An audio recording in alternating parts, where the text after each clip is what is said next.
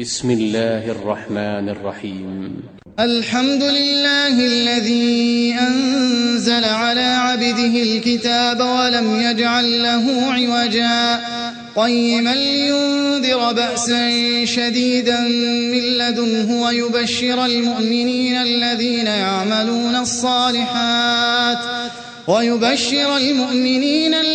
يعملون الصالحات أن لهم أجرا حسنا ماكثين فيه أبدا وينذر الذين قالوا اتخذ الله ولدا ما لهم به من علم ولا لآبائهم كبرت كلمة تخرج من أفواههم إن يقولون إلا كذبا فلعلك باخع نفسك على آثارهم إن لم يؤمنوا بهذا الحديث أسفا إنا جعلنا ما على الأرض زينة لها لنبلوهم أيهم أحسن عملا وإنا لجاعلون ما عليها صعيدا جرزا أم حسبت أن أصحاب الكهف والرقيم كانوا من آياتنا عجبا إذ أوى الفتية إلى الكهف فقالوا ربنا آتنا من لدنك رحمة وهيئ لنا من أمرنا رشدا فضربنا على آذانهم في الكهف سنين عددا ثم بعثناهم لنعلم أي الحزبين أحصى لما لبثوا أمدا نحن نقص عليك نبأهم بالحق إنهم فتية آمنوا بربهم وزدناهم هدى وربطنا على قلوبهم إذ قاموا فقالوا ربنا رب السماوات والأرض لن ندعو من دونه إلها لقد قلنا إذا شططا هؤلاء قوم اتخذوا من دونه آلهة لولا يأتون عليهم بسلطان بين فمن أظلم ممن افترى على الله كذبا وإذ اعتزلتموهم وما يعبدون إلا الله فأووا إلى الكهف ينشر لكم ربكم من رحمته ويهيئ لكم من أمركم مرفقا وترى الشمس إذا طلعت تزاور عن كهفهم ذات اليمين وإذا غربت تقرضهم ذات الشمال وهم في فجوة منه ذلك من آيات الله من يهد الله فهو المهتد ومن يضلل فلن تجد له وليا مرشدا وتحسبهم أيقاظا وهم رقود ونقلبهم ذات اليمين وذات الشمال وكلبهم باسط ذراعيه بالوصيد لو اطلعت عليهم لوليت منهم فرارا ولملئت منهم رعبا وكذلك بعثناهم ليتساءلوا بينهم قال قائل منهم كم لبثتم قالوا لبثنا يوما أو بعض يوم قالوا ربكم أعلم بما لبثتم فابعثوا أحدكم بورقكم هذه إلى المدينة فلينظر أيها أزكى طعاما فليأتكم برزق منه وليتلطف ولا يشعرن بكم أحدا إنهم إن يظهروا عليكم يرجموكم أو يعيدوكم في ملتهم ولن تفلحوا إذا أبدا وكذلك أعثرنا عليهم ليعلموا أن وعد الله حق وأن الساعة لا ريب فيها إذ يتنازعون بينهم أمرهم فقالوا ابنوا عليهم بنيانا ربهم أعلم بهم قال الذين غلبوا على أمرهم لنتخذن عليهم مسجدا سيقولون ثلاثة رابعهم كلبهم ويقولون خمسة سادسهم كلبهم رجما بالغيب ويقولون سبعة وثامنهم كلبهم قل ربي أعلم بعدتهم ما يعلمهم إلا قليل فلا تمار فيهم إلا مراء ظاهرا ولا تستفت فيهم منهم أحدا ولا تقولن لشيء إني فاعل ذلك غدا إلا أن يشاء الله واذكر ربك إذا نسيت وقل عسى أن يهديني ربي لأقرب من هذا رشدا ولبثوا في كهفهم 300 سنين وازدادوا 9 قل الله أعلم بما لبثوا له غيب السماوات والأرض أبصر به وأسمع ما لهم من دونه من ولي ولا يشرك في حكمه أحدا واتل ما أوحي إليك من كتاب ربك لا مبدل لكلماته ولن تجد من دونه ملتحدا واصبر نفسك مع الذين يدعون ربهم بالغداة والعشي يريدون وجهه ولا تعد عيناك عنهم تريد زينة الحياة الدنيا ولا تطع من أغفلنا قلبه عن ذكرنا واتبع هواه وكان أمره فرطا وقل الحق من ربكم فمن شاء فليؤمن ومن شاء فليكفر إنا أعتدنا للظالمين نارا أحاط بهم سرادقها وإن يستغيثوا يغاثوا بماء كالمهل يشوي الوجوه بئس الشراب وساءت مرتفقا إن الذين آمنوا وعملوا الصالحات إنا لا نضيع أجر من أحسن عملا أولئك لهم جنات عدن تجري من تحتهم الأنهار يحلون فيها من أساور من ذهب ويلبسون ثيابا خضرا من سندس واستبرق متكئين فيها على الأرائك نعم الثواب وحسنت مرتفقا واضرب لهم مثل الرجلين جعلنا لأحدهما جنتين من أعناب وحففناهما بنخل وجعلنا بينهما زرعا كلتا الجنتين آتت أكلها ولم تظلم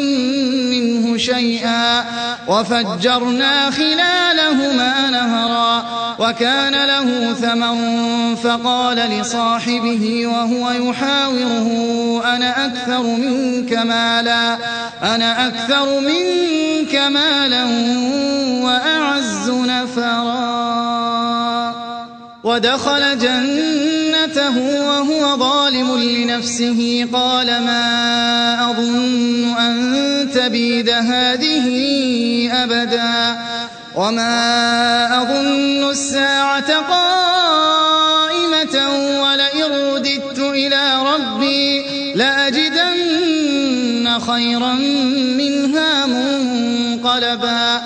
قال له صاحبه وهو يحاوره أكفرت بالذي خلقك من تراب ثم من نطفة ثم سواك رجلا لكن هو الله ربي ولا أشرك بربي أحدا ولولا إذ دخلت جنتك قلت ما شاء الله لا قوة إلا بالله إن ترني أنا أقل منك مالا وولدا فعسى ربي أن يؤتيني خيرا من جنتك ويرسل عليها حسبانا من السماء فتصبح صعيدا زلقا أو يصبح ماؤها غورا فلن تستطيع له طلبا وأحيط بثمره فأصبح يقلب كفيه على ما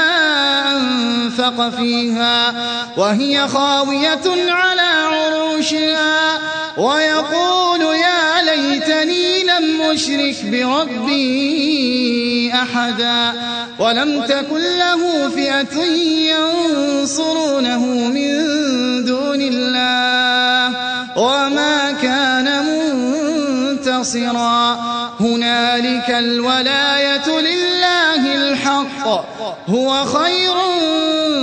ثوابا وخير عقبا واضرب لهم مثل الحياة الدنيا كماء أنزلناه من السماء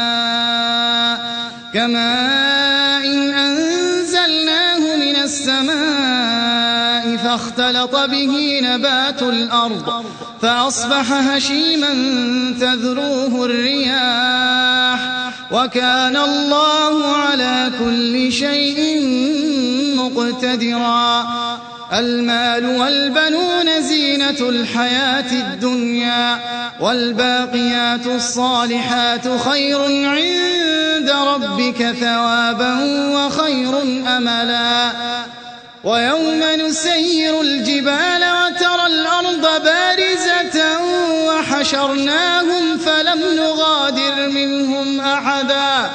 وعرضوا على ربك صفا لقد جئتمونا كما خلقناكم أول مرة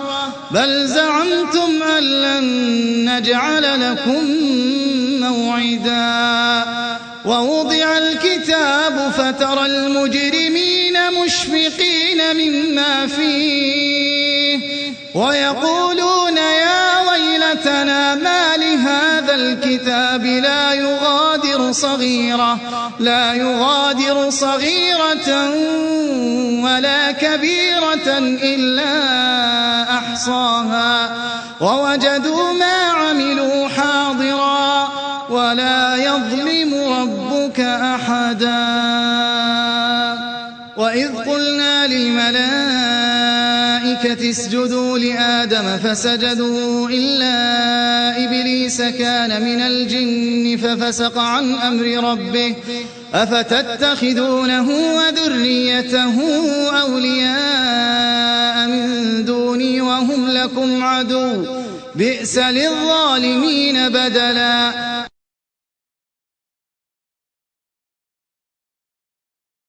ما أشهدتهم خلق السماوات والأرض ولا خلق أنفسهم وما كنت متخذ المضلين عضدا ويوم يقول نادوا شركائي الذين زعمتم فدعوهم فلم يستجيبوا لهم وجعلنا بينهم موبقا ورأى المجرمون النار فظنوا أنهم مواقعوها ولم يجدوا عنها مصرفا ولقد صرفنا في هذا القرآن للناس من كل مثل وكان الإنسان الإنسان أكثر شيء جدلا وما منع الناس أن يؤمنوا إذ جاءهم الهدى ويستغفروا ربهم إلا أن تأتيهم سنة الأولين أو يأتيهم العذاب قبلا وما نرسل المرسلين إلا مبشرين ومنذرين ويجادل الذين كفروا بالباطل ليدحضوا به الحق واتخذوا آياتي وما أنذروا هزوا ومن أظلم ممن ذكر بآيات ربه فأعرض عنها ونسي ما قدمت يداه إنا جعلنا على قلوبهم أكنة أن يفقهوه وفي آذانهم وقرا وإن تدعهم إلى الهدى فلن يهتدوا إذن أبدا وربك الغفور ذو الرحمة لو يؤاخذهم بما كسبوا لعجل لهم العذاب بل لهم موعد لن يجدوا من دونه موئلا وتلك القرى أهلكناهم لما ظلموا وجعلنا لمهلكهم موعدا وإذ قال موسى لفتاه لا أبرح حتى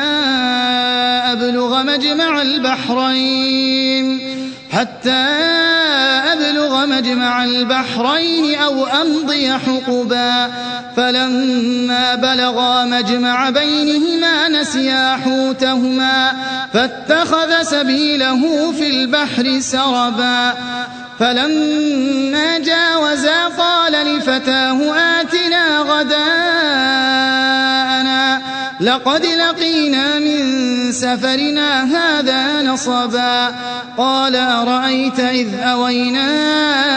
إلى الصخرة فإني نسيت الحوت وما أنسانيه إلا الشيطان أن أذكره واتخذ سبيله في البحر عجبا قال ذلك ما كنا نبغي فارتدا على آثارهما قصصا فوجدا عبدا من عبادنا آتيناه رحمة من عندنا وعلمناه من لدنا علما قال له موسى هل أتبعك على أن تعلمني مما علمت رشدا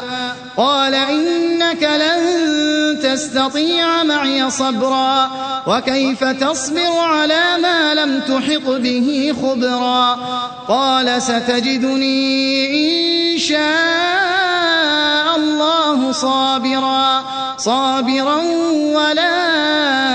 أعصي لك أمرا قال فإن اتبعتني فلا تسألني عن شيء حتى أحدث لك منه ذكرا فانطلقا حتى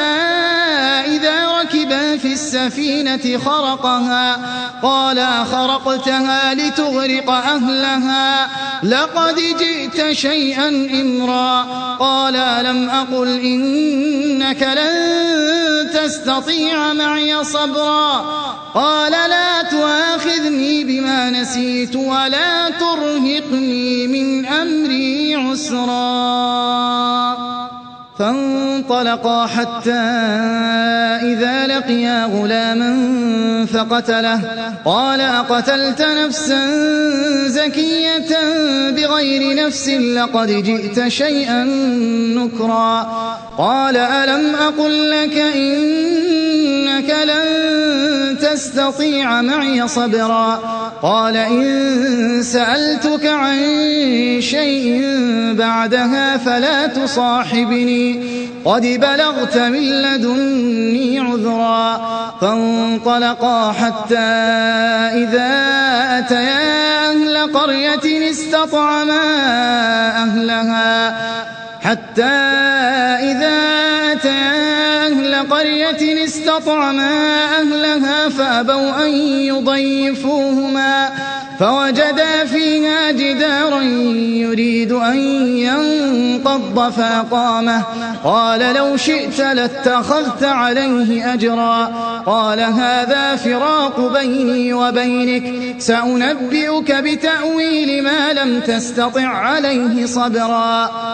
أما السفينة فكانت لمساكين يعملون في البحر فأردت أن أعيبها وكان وراءهم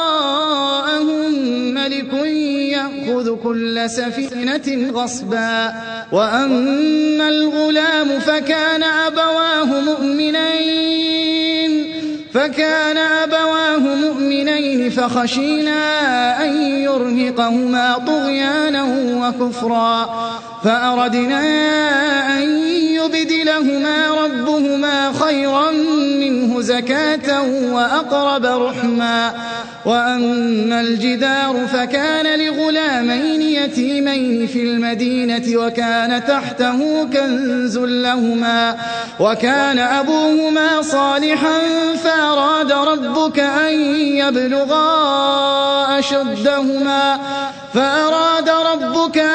يبلغا أشدهما ويستخرجا كنزهما رحمة من ربك وما فعلته عن أمري ذلك تأويل ما لم تسطع عليه صبرا ويسألونك عن ذي القرنين قل سأتلو عليكم منه ذكرا إنا مكنا له في الأرض وآتيناه من كل شيء سببا فأتبع سببا حتى إذا بلغ مغرب الشمس وجدها تغرب في عين حمئة ووجد عندها قوما قلنا يا ذا القرنين إما أن تعذب وإما أن تتخذ فيهم حسنا قال أما من ظلم فسوف نعذبه ثم يرد إلى ربه فيعذبه عذابا نكرا وأما من آمن وعمل صالحا فله جزاء الحسنى وسنقول له من أمرنا يسرا ثم أتبع سببا حتى إذا بلغ مطلع الشمس وجدها تطلع على قوم لم نجعل لهم من دونها سترا كذلك وقد أحطنا بما لديه خبرا ثم أتبع سببا حتى إذا بلغ بين السدين وجد من دونهما قوما لا يكادون يفقهون قولا قالوا يا ذا القرنين إن يأجوج ومأجوج مفسدون في الأرض فهل نجعل لك خرجا على أن تجعل بيننا وبينهم سدا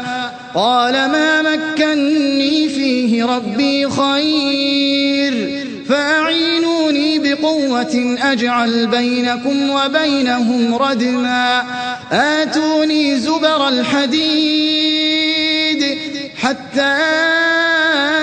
إذا ساوى بين الصدفين قال انفخوا حتى إذا جعله نارا قال آتوني أفرغ عليه قطرا فما استطاعوا أن يظهروه وما استطاعوا له نقبا قال هذا رحمة من ربي فإذا جاء وعد ربي جعله دكا وكان وعد ربي حقا وتركنا بعضهم يومئذ يموج في بعض ونفخ في الصور فجمعناهم جمعا وعرضنا جهنم يومئذ للكافرين عرضا الذين كانت أعينهم في غطاء ذكري وكانوا لا يستطيعون سمعا أفحسب الذين كفروا أن يتخذوا عبادي من دوني أولياء إنا أعتدنا جهنم للكافرين نزلا قل هل ننبئكم بالأخسرين أعمالا الذين ضل سعيهم في الحياة الدنيا وهم يحسبون أنهم يحسنون صنعا أولئك الذين كفروا بآيات ربهم ولقائه فحبطت أعمالهم فلا نقيم لهم يوم القيامة وزنا ذلك جزاؤهم